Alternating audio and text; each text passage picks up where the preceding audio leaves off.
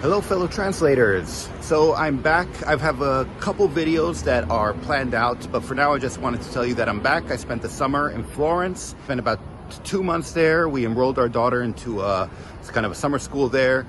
And in the meantime, while I was there, my wife got to travel a lot more than I did because I was busy, but I got to work.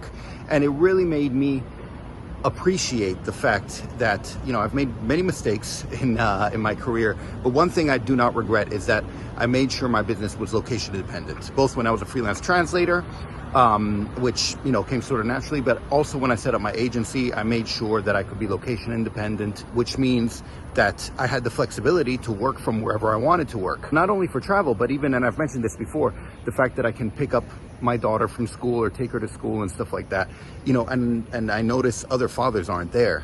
And so I really got to appreciate the fact that I could do this. And this summer was just another reminder of this. In fact, a friend of mine who works in finance, makes a lot more money than I do, his daughter was also in, or his kids, I should say, were in school in Italy this summer, but he wasn't able to join them. And for 2 months, they were there in school and he had to work, and he was only able to meet them at the end for a week together.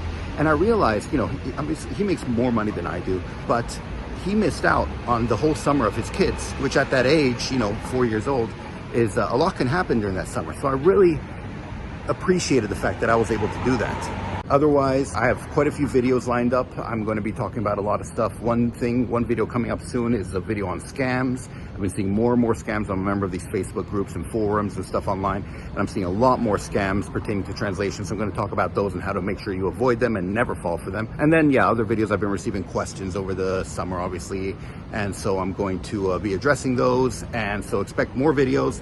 The first video should be coming, I think, in 2 days, and then I'll be having regular videos, I think probably once a week or something. Anyway, if you just hit the notification bell, you'll be notified every time there's a new video.